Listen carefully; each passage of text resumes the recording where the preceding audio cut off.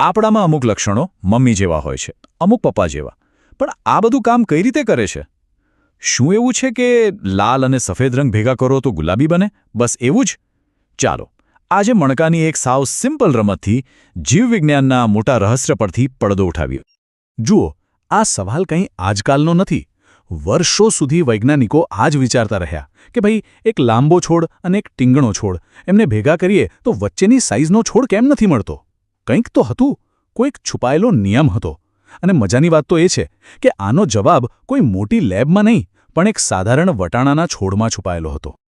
તો ચાલો એક કામ કરીએ, એ જ પ્રયોગને આપણે જાતે જ ફરીથી કરીએ. અને ચિંતા ના કરતા, આના માટે કોઈ મોટી લેબોરેટરી નથી જોઈતી, ફક્ત થોડી સાવ સામાન્ય વસ્તુઓ. બસ, ખરેખર બસ આટલું જ. થોડા પીળા મણકા, થોડા લીલા મણકા અને 2 વાટકા. માનવામાં ન આવે પણ જીનેટિક્સના કેટલાક સૌથી મોટા રહસ્યો આવી સાધારણ વસ્તુઓથી જ ઉકેલાયા છે. કારણ કે અહીં વાત સાધનોની નથી, વાત છે સાચા સવાલ પૂછવાની. ઓકે, તો આ ગેમના નિયમો એકદમ સિમ્પલ છે. સમજી લો કે પીળો રંગ છે ને એ ટીમનો કેપ્ટન છે, એ પ્રભાવી છે. મતલબ કે જો પીળો અને લીલો બંને સાથે હોય તો ચાલશે કોની? હંમેશા પીળાની. એટલે કે દેખાશે પીળો રંગ જ. બિચારો લીલો રંગ એ તો ત્યારે જ દેખાશે જ્યારે કેપ્ટન એટલે કે પીળો રંગ આસપાસ હોય જ નહીં. સારું, તો બધી તૈયારી થઈ ગઈ છે. ચાલો પ્રયોગ શરૂ કરીએ. સૌથી પહેલા આપણે બનાવીશું આપણી પેરેન્ટ જનરેશન એટલે કે પી જનરેશન, સૌથી પહેલી પેઢી. તો આપણી પાસે 2 ટીમો છે, સમજી લો. એક છે ટીમ પ્યોર યલો, જેની પાસે પીળા રંગના 2 જીન્સ છે એટલે કેપિટલ YY. અને બીજી ટીમ છે પ્યોર ગ્રીન, જેની પાસે લીલા રંગના 2 જીન્સ છે એટલે સ્મોલ YY. આ છે આપણી સ્ટાર્ટિંગ લાઇનઅપ, એકદમ શુદ્ધ. હવે અહીંથી ખરી મજા શરૂ થાય છે. જ્યારે આપણે આ પ્યોર યલો YY અને પ્યોર ગ્રીન સ્મોલ YY ને ક્રોસ કરીએ તો શું થવું જોઈએ? કદાચ આછા પીળા કે પોપટી જેવા રંગના સંતાન? ના, અહીં જ તો ટ્વિસ્ટ છે. નવાઈની વાત એ છે કે પહેલી પેઢીમાં એટલે કે F1 જનરેશનમાં બધા જ સંતાનો પીળા દેખાય છે. બધા જ. ભલે એમની અંદર જેનેટિકલી પીળા અને લીલા બંનેના કારક YY હોય, પણ દેખાવમાં તો ફક્ત પીળા રંગનો જ દબદબો છે. અને બસ અહીં જ સૌથી મોટો સવાલ ઊભો થાય છે. જો પહેલી પેઢીમાં બધા જ પીળા છે તો પેલો લીલો રંગ ગયો ક્યાં? હવામાં ઓગળી ગયો? એકવાર તો એવું જ લાગે કે બસ લીલા રંગની વાર્તા પૂરી. એ જાણે ગાયબ જ થઈ ગયો. શું પીળા રંગે એને હંમેશ માટે દબાવી દીધો? શું એ હવે ક્યારેય પાછો નહીં દેખાય? આ જ એ સવાલ હતો જેણે ગ્રેગર મેન્ડલને રાત દિવસ વિચારતા કરી દીધા.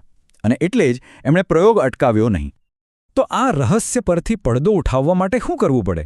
હવે આપણે આ જે પહેલી પેઢીના પીળા સંતાનો છે ને, જેમની અંદર પેલો લીલો રંગ છુપાયેલો છે, એમનું જ એમની સાથે સંકરણ કરાવીશું. અને જોજો, અહીંથી આખી ગેમ બદલાઈ જવાની છે. તો ચાલો બીજી પેઢી તૈયાર કરીએ. એક વાટકો સમજો પિતા છે, બીજો વાટકો માતા. બંનેમાં આપણે બરાબર સરખા ભાગે પીળા અને લીલા મણકા નાખીને બરાબર હલાવી નાખીએ.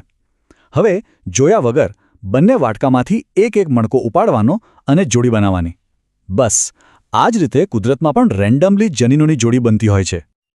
ઓકે, બધી જોડીઓ બની ગઈ છે. હવે સમય છે પરિણામ જોવાનો.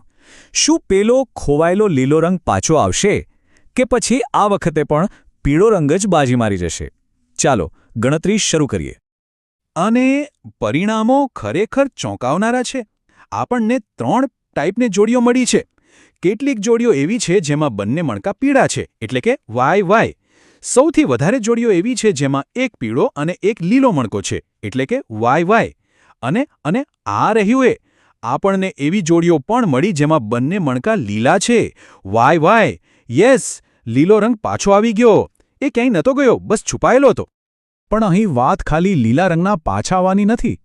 એના કરતાં પણ કંઈક મોટું છે. આ જે આંકડા મળ્યા છે ને, એમાં એક જાદુઈ પેટર્ન છુપાયેલી છે. એક એવો નિયમ જે આનુવંશિકતાના સૌથી મોટા રહસ્યોમાંથી એકને ખોલી નાખે છે. હવે જરા આ ચાર્ટ જુઓ. આ ખરેખર કમાલ છે. આપણે જે પરિણામો ગણ્યા એને ટકાવારીમાં જોઈએ તો એકદમ ક્લિયર પેટર્ન દેખાય છે. લગભગ 25% પ્યોર યલો YY, લગભગ 50% હાઇબ્રિડ યલો YY અને 25% પ્યોર ગ્રીન YY એટલે કે 1:2:1 નો રેશિયો. આ કોઈ સંયોગ નથી, આ તો કુદરતનું ગણિત છે. તો આ તો થઈ અંદરની વાત, જેનેટિક લેવલની.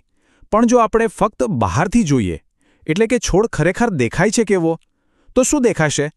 યાદ છે ને, પેલો પીળો રંગ તો કેપ્ટન છે, એનો જ દબદબો છે.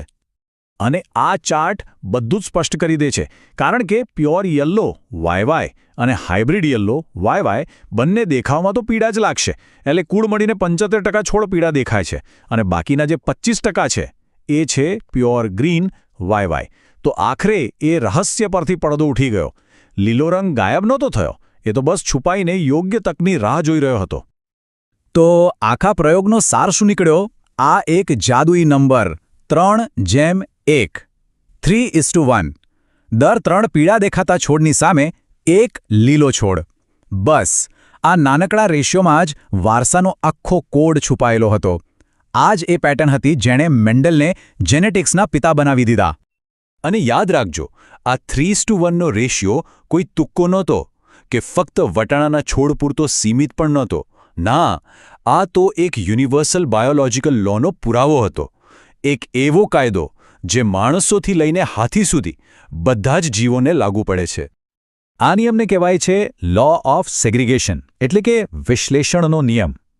સાવ સાદી ભાષામાં સમજીએ તો માતા પિતા પાસેથી જે લક્ષણો આવે છે એના જનીનો ક્યારેય એકબીજામાં ભળીને ખીચડી નથી બનાવતા, લાલ અને સફેદ રંગની જેમ મિક્સ નથી થતા. ના, એ બંને અલગ અલગ જ રહે છે. અને જ્યારે નવી પેઢી બને છે ત્યારે આ બંને જનીનો અલગ થઈ જાય છે અને પોતાનો રસ્તો પકડે છે. કોઈ મિક્સિંગ નહીં, એકદમ ક્લિયર કટ હિસાબ. તો આ બધાનો મતલબ શું થયો? બહુ સિમ્પલ. પહેલું, આપણા લક્ષણો પાછળ અમુક ચોક્કસ યુનિટ્સ એટલે કે જનીનો હોય છે. બીજું, આ જનીનો ક્યારેય એકબીજામાં ભળી જતા નથી. અને ત્રીજું અને સૌથી ઇમ્પોર્ટન્ટ, જ્યારે નવી પેઢી બને છે ત્યારે આ જનીનો છૂટા પડે છે. અને બસ આ જ કારણ છે કે કેમ પેલો લીલો રંગ બીજી પેઢીમાં પાછો દેખાયો. અને આ જ કારણ છે કે કેમ ક્યારેક દાદા દાદીના લક્ષણો સીધા પૌત્ર પૌત્રીમાં જોવા મળે છે. ફક્ત એકવાર વિચારો, મુઠ્ઠીભર મણકા અને 2 વાડકા, અને એનાથી સદીઓ જૂનો વારસાનો કોડ ઉકેલાઈ ગયો. આ એક વાત આપણને એ વિચારવા પર મજબૂર કરે છે કે આપણી આસપાસ જે આટલી જટિલ દુનિયા દેખાય છે એની પાછળ કદાચ આવા જ કેટલાક સરળ અને સુંદર નિયમો છુપાયેલા હશે. બસ એમને શોધવાની જરૂર છે, ખરું ને?